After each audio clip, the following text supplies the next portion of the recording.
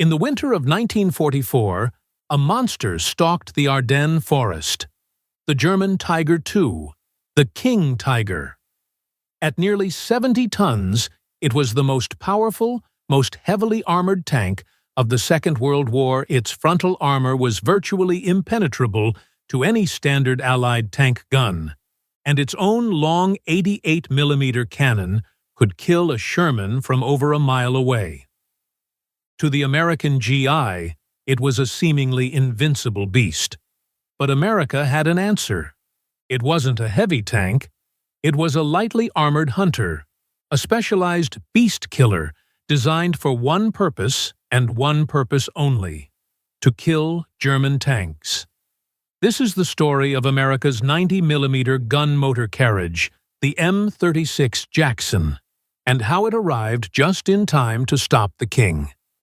First encountered by the Allies in Normandy in July 1944, the King Tiger was the apex of German heavy tank design. It combined the thick armor of a Tiger III with the revolutionary sloped armor of the Panther. Its frontal glacis was a 150mm plate sloped at 50 degrees, and its turret face was a 185mm slab of steel. It was a mobile fortress designed to anchor a defensive line and destroy any Allied tank with complete impunity. The American M36 Jackson was the culmination of the U.S. Army's tank destroyer doctrine. It wasn't a tank, it was a gun motor carriage. The doctrine, seek, strike, and destroy, called for fast, mobile vehicles with powerful guns that could rush to intercept a German armored breakthrough. The M36 was essentially the chassis of an M10 tank destroyer, itself based on the Sherman, fitted with a new, larger turret housing the one thing the Allies desperately needed: a powerful 90mm high-velocity cannon. This is a classic matchup of a heavyweight brawler versus a specialized sniper. To break it down, we'll analyze them across 4 critical categories: main gun firepower, armor and protection, mobility and doctrine, and finally, their head-to-head combat record. The King Tiger was armed with arguably the single most effective anti-tank gun of the entire war, the 88mm WWII-43. This was not the same 88 from the Tiger I. This was a much longer, far more powerful cannon.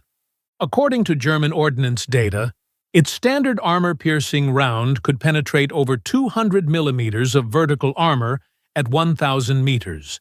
It could punch clean through the front of an M4 Sherman tank from well over 2,000 meters, a range where the Sherman was little more than a distant target. The M36 Jackson carried the American 90mm M3 gun, a weapon adapted from a heavy anti-aircraft cannon. While its muzzle velocity with a standard armor-piercing round was slightly lower than the King Tiger's, it was a massive leap in power for the Americans. Post-war ordnance trials confirmed that this gun, firing a standard APCBC round, could penetrate the King Tiger's turret side from 1,000 yards. Critically, with its rare but effective HVAP high-velocity armor-piercing ammunition, it could threaten the King Tiger's thick frontal turret armor at combat ranges. While the American 90mm was a desperately needed and highly effective cannon, the King Tiger's long 88 was simply in a class of its own. It had a flatter trajectory, higher velocity, and superior penetration with standard ammunition. For pure gun performance, the King Tiger takes the win. There is no comparison in this category. The King Tiger was an armored monster. Its frontal armor, sloped at extreme angles, was effectively impenetrable to the M36's 90mm gun with standard ammunition. As Steven Zaloga notes in his work, its protection was on a level that Allied tank crews had never encountered. Its only true vulnerabilities from the front were the lower glacis plate and the gun mantlet, both incredibly small and difficult targets. The M36 Jackson, on the other hand, was built with almost no consideration for protection.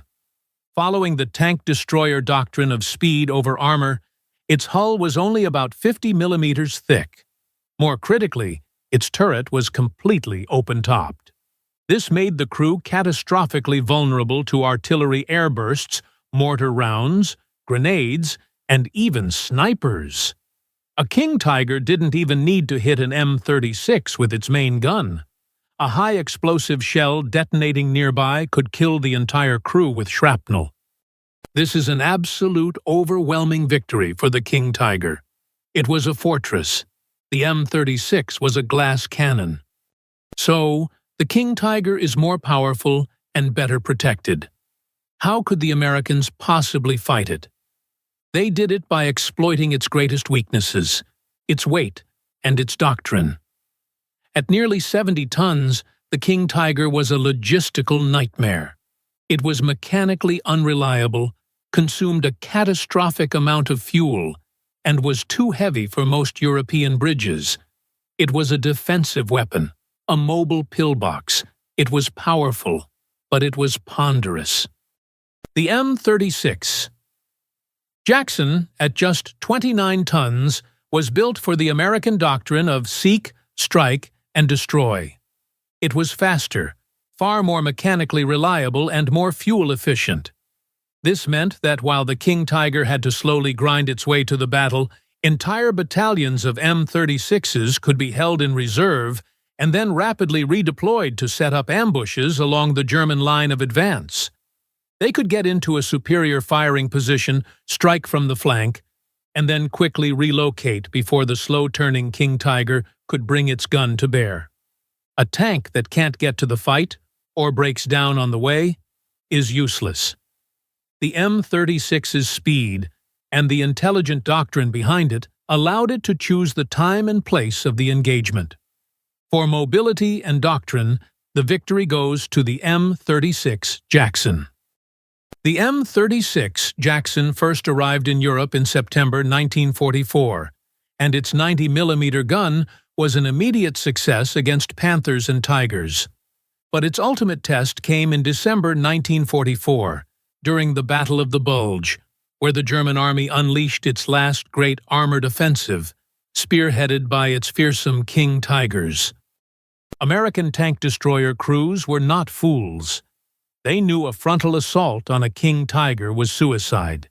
Instead, they put their doctrine into brutal practice. They used their superior mobility to occupy hidden, flanking positions along the narrow, winding roads of the Ardennes.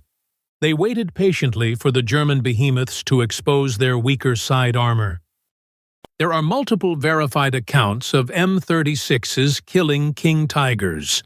Near Freihaldenhoven, an M36 from the 702nd Tank Destroyer Battalion scored a kill with a side shot to a King Tiger's turret from 1,000 yards. In another famous engagement, M36s from the 740th TD Battalion knocked out several King Tigers in the defense of Stoumont. They proved that with the right tactics, patience, positioning, and a powerful 90mm gun, the beast could be killed. So, who wins this breakdown? The King Tiger was, without question, the most powerful heavy tank of World War II. In a head-to-head, frontal engagement on an open field, it was nearly invincible. It was a monument to German over-engineering, a weapon of immense power but crippling complexity. But the M36 Jackson was the smarter weapon. It was the perfect counter, delivered at the perfect time. It embodied an American doctrine that valued speed, reliability, and firepower over thick armor. It was a specialized beast killer that allowed American GIs to hunt, flank, and destroy an enemy that, on paper, should have been invincible. The King Tiger was designed to be the ultimate tank. The M36 Jackson was designed to be the ultimate tank killer. What do you think? Could a well-commanded King Tiger have overcome the M36's ambush tactics? Let us know your thoughts in the comments below. If you enjoyed this breakdown, Be sure to subscribe and hit the notification bell for more deep dives into military history. Thanks for watching.